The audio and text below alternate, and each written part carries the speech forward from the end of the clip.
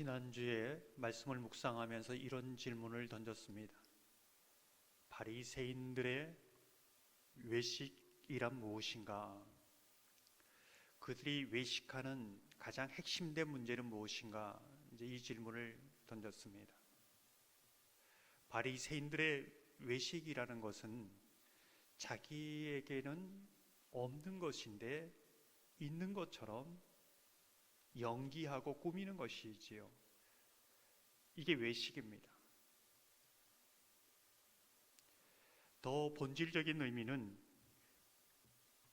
꾸미면서 가면을 쓰고 있는데 그 가면을 너무나 오래 쓰고 이렇게 연기하다 보니까 그 가면조차도 자기 자신인 것처럼 착각하면서 살아가는 것, 이게 외식의 가장 큰 문제다, 이렇게 말씀드렸습니다. 그렇다면 바리새인의 외식의 가장 중심에는 어떤 문제가 있을까요? 한마디로 말하면 신앙이 종교화되었다, 이렇게 말씀드렸습니다. 신앙이 종교화되었다는 것은 어떤 것일까요? 일반 종교란 자신의 힘과 노력으로 신을 감동시킬 수 있고 신을 움직일 수 있고 신을 컨트롤할 수 있다고 생각하는 겁니다. 그래서 종교적으로 일반 종교는 굉장히 열심히 합니다. 정성을 들입니다. 그 불교에 가면 무릎으로 막 이렇게 하는 게 막 몇 번 하죠? 수천 번 하죠. 그래야 신이 감동할 수 있으니까. 그 감동해서 내가 원하는 걸 줄 수 있으니까. 내 열심과 노력으로 하늘에 닿을 수 있고 신을 감동할 수 있다는 것, 이게 종교입니다.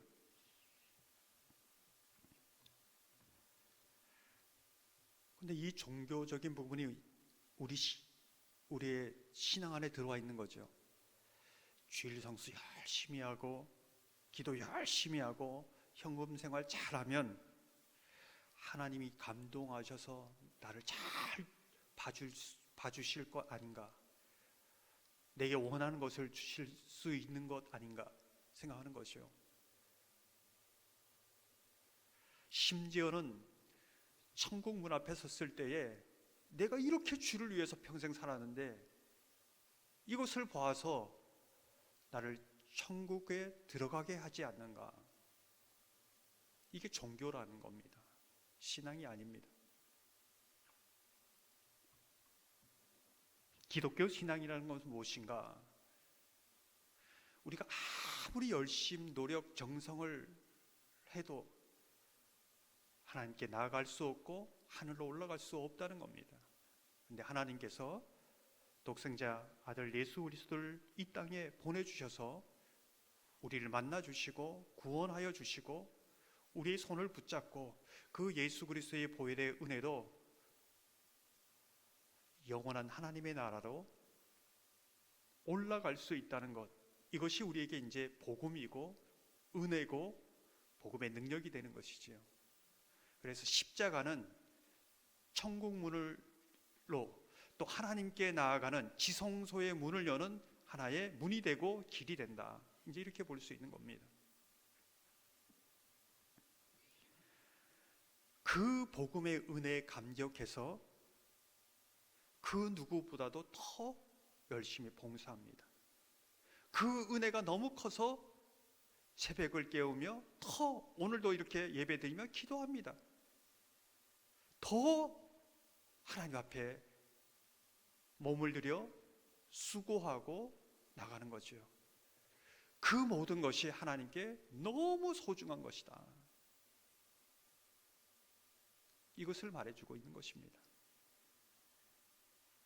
주일에도 말씀드렸듯이 하나님을 향한 믿음의 고백으로 무엇인가, 정말 내가 하나님을 위해서 믿음을 포기하고 희생하면 하나님은 그냥 지나치는 법이 없습니다. 반드시 갚아주십니다. 아니 그 이상으로 채워주십니다. 세상 종교와 비슷한데 순서가 다른 거죠. 믿음으로 순종하면 반드시 하나님은 그 믿음에 응답해서 그 믿음으로 순종하는 현장에 역사하시고 기적을 베푸시고 하나님이 살아 역사하시는 것을 보이신다는 것이지요. 저와 여러분이 종교가 아니라 진정한 신앙과 믿음으로 하나님 앞에 응답해 나가는 은혜가 있기를 소망합니다. 오늘 본문을 보면 예수님께서 이제 AD 70년이죠. 예루살렘 성전이 로마에 의해 무너질 것을 말씀합니다. 근데 제자들은 덜컥 겁이 나는 거죠. 그때가 세상의 종말이 되는 건가? 그러면서 두 가지 질문을 합니다. 예수님이 승천하시고 다시 재림할 때는 언제입니까? 그때는 어떤 일이 일어납니까? 이렇게 이제 질문합니다. 3절을 보면 예수께서 감난산 위에 앉으셨을 때에 제자들이 조용히 와서 이르되 우리에게 이르소서 어느 때에 이런 일이 있겠사오며 또 주의 임하심과 세상 끝에는 무슨 징조가 있사오리이까? 우리가 오늘 이 말씀을 보면서 한 가지 질문을 하게 됩니다. 종말, 세상 끝날, 이제 이렇게 많이 말하지 않습니까? 세상 끝날이라는 게 어떤 것인가? 사람들은 세상 끝날, 세상 끝날이 되면 이런 일이 일어날 거야. 앞으로 더 종말에 종말을 살면 더 이런 일이 일어날 거야. 마치 시나리오처럼 생각하는 경우가 있습니다. 그래서 뉴스나 매스컴을 보고 이런 일이 일어나면 야, 정말 말세다. 세상의 종말이다. 이렇게 말하지 않습니까? 이 세상의 끝날에 대한 이해를 어떻게 해야 되는가? 여러분은 어떻게 이해하고 있습니까?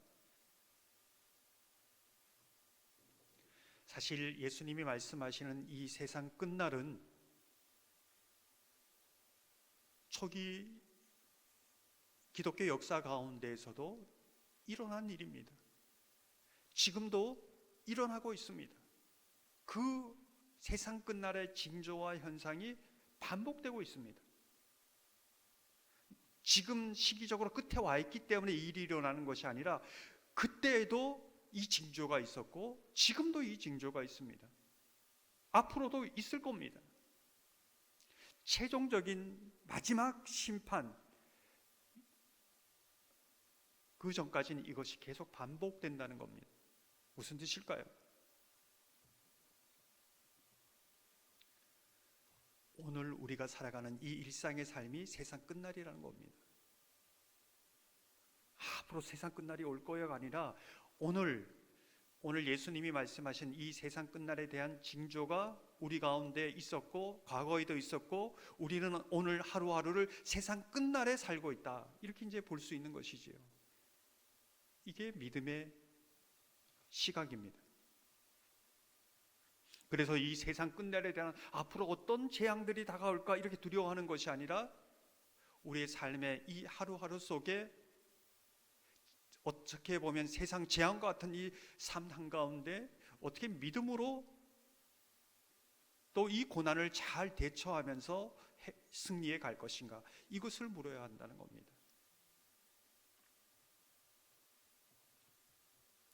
세상 끝날에 나타나는 두드러지는 특징 가운데 하나가 많은 사람들이 미혹을 받을 것이다. 이렇게 이제 말씀하고 있습니다. 유대교 역사에 보면은 예수님의 이름을 사칭하거나 예수님의 자신이 하나님이 보낸 선지자, 구원자다 이렇게 이제 말하는 경우가 유대교 역사에 보면 많았습니다. 드다라는 사람, 어떤 선한 한 사마리아 사람이라든가 많았습니다. 지금도 많지요. 그렇다면 어떻게 해야 되는가? 4절 5절을 보면 이렇게 말씀합니다. 예수께서 대답하여 이르시되 너희가 사람의 미혹을 받지 않도록 주의하라. 많은 사람이 내 이름으로 와서 이르되 나는 그리스도다 하여 많은 사람을 미혹하리라. 지금도 이 미혹하는 자가 많지요. 대표적인 것이 이단 사이비지요. 뭐 요즘 매스컴에 뭐 통일교, 지난번에 신천지, 뭐 수없이 많습니다. 드러나는 겁니다. 근데 유독 주일에도 말씀드렸지만 유독 우리 가운데 1000만 이상, 아니 그 이상 되는 많은 사람들 속에 들어와 있는 것이 무속신앙입니다. 무속이 그리스도의 자리를 차지하고 있는 것입니다. 미혹하고 있습니다.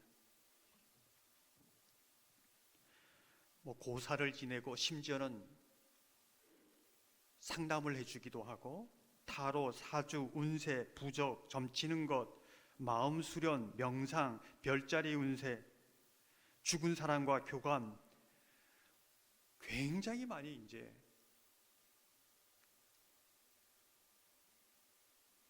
주일에는 반 이상이라고 했지만 그 이상입니다. 신앙과 무관한 하나의 문화의 트렌드처럼 사람들을 미혹하고 있는 것이지요. 그 통계를 보면 현재 무속인이 80만 명 됩니다. 목사는 몇 명일까요? 10만 명 됩니다.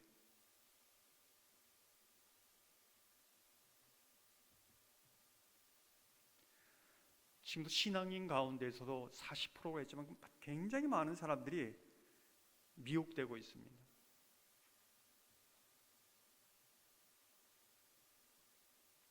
이 부분을 우리가 굉장히 조심해야 된다. 젊은 사람들은 뭐 어느 의 운세 보기도 하고 그런 것 부분도 조심해야 된다.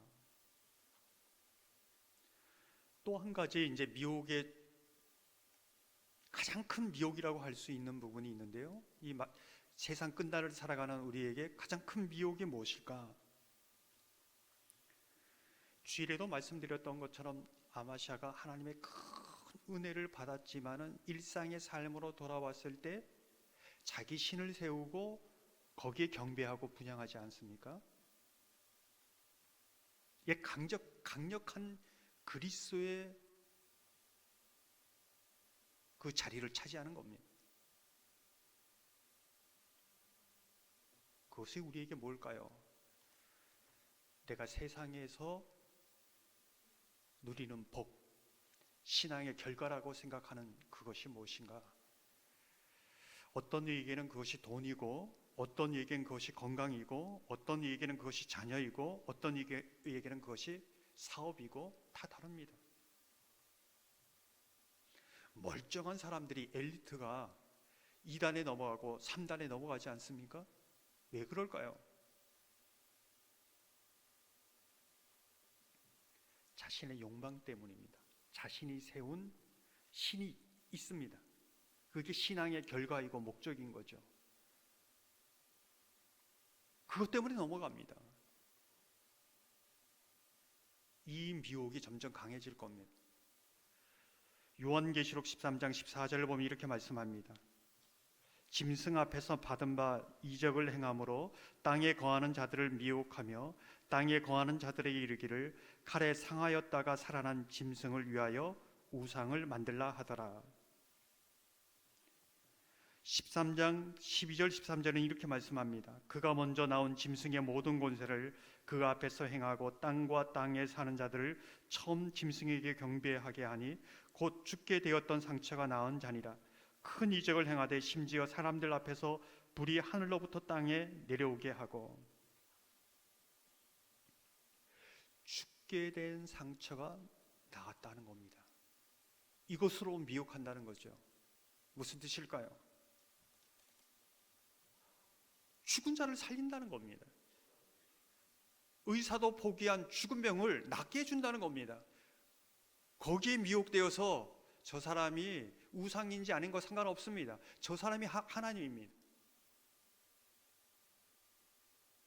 진리이냐 진리 아닌 거 아니냐 그거 상관없습니다. 죽을 병을 낫게 해줬는데요.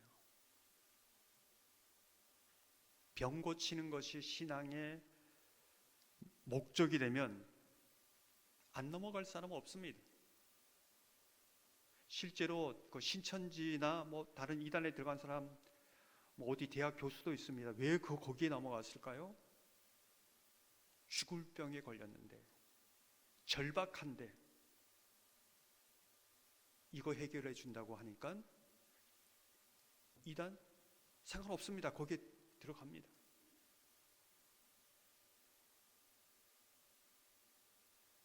하늘에서 불이 내리는 이적을 행합니다. 하늘에서 불을 내린다는 것은 하늘과 닿아 있지 않는가, 하늘의 사람이 아닌가, 거기에 넘어갑니다.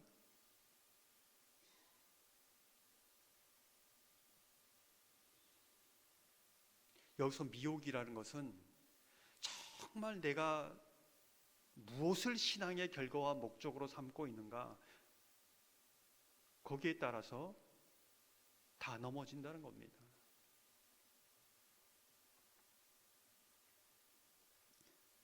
정말 예수 그리스도가 나의 목적이고 나의 보물이고 나의 주고, 나는 살아도 죽어도 난 주의 것입니다. 병이 들거나 낫거나 나는 주의 것입니다. 고난이 있거나 없거나 나는 주의 것입니다. 이 믿음 아니면은 다 나가 떨어진다는 겁니다. 다 미혹되어서 넘어진다는 거죠.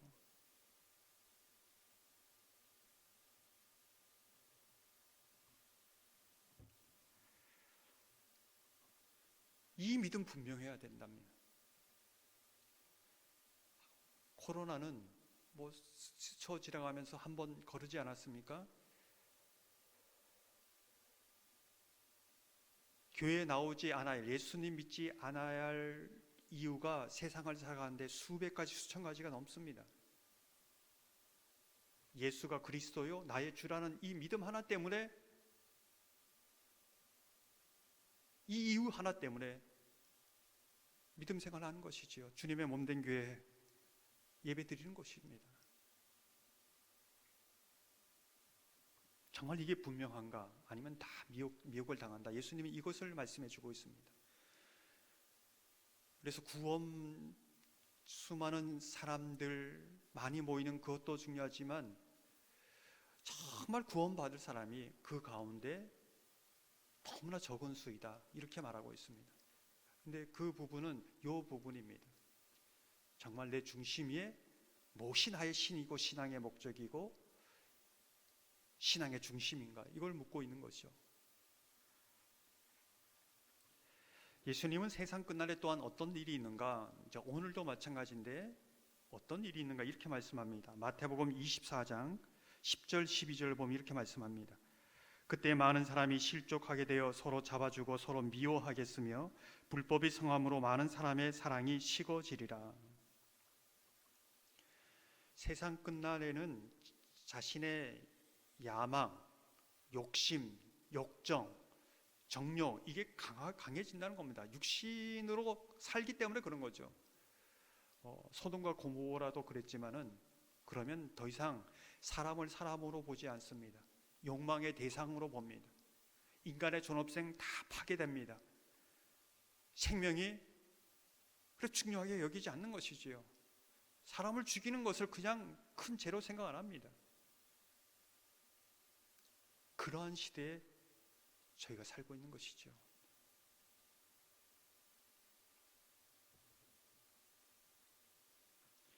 그러면 어떻게 되어야 되는가? 이것은 무엇을 말해주고 있는가? 이 시대에 어떻게 사랑이 식어지는 시대에 우리가 사랑으로 살 수 있는가? 한마디로 얘기하면 내 사랑으로는 안 된다는 겁니다. 내 사랑으로는 나도 사랑할 수 없고 자녀도 사랑할 수 없습니다. 성도들도 사랑할 수 없는 거죠. 그냥 인간이 좋아서 정이 있으니까, 핏줄이니까, 친척이니까, 친구이니까 그것으로는 안 된다는 겁니다. 한순간에 배반합니다. 한순간에 버릴 수 있습니다. 배신할 수 있는 거죠. 나에게 손해가 안 되면 얼마든지 등을 돌릴 수 있다는 겁니다. 그것이 우리가 살아가는 세상 끝날이라는 거죠. 믿는 자들도 불법이 성행하는 이 때에 그렇게 살아갈 수밖에 없다는 겁니다. 그럼 어떻게 살아가야 되는가? 성령께서 우리에게 주시는 그 사랑은 식어지지 않는 불꽃과 같습니다. 영원한 사랑, 그 사랑이 날마다 나를 강권하고 그 사랑을 우리가 주님과 잇대어 있기 때문에 부어주시기에 그 사랑으로 나를 사랑합니다. 그 사랑으로 자녀도 품고 기도하는 거죠. 그냥 내 사랑으로는 안 됩니다. 그 사랑으로 성도들을 바라보면서 기도하며 품는 겁니다. 믿지 않는 남편, 아내, 자녀들도 그렇게 그 사랑으로만이 가능하다는 겁니다. 그 사랑으로만이 끝까지 사랑할 수 있다는 겁니다. 그냥 내 열심, 핏줄 사랑 안 됩니다. 부모도 자식을 버립니다. 자식도 부모를 그렇게 생각합니까? 안 생각합니다.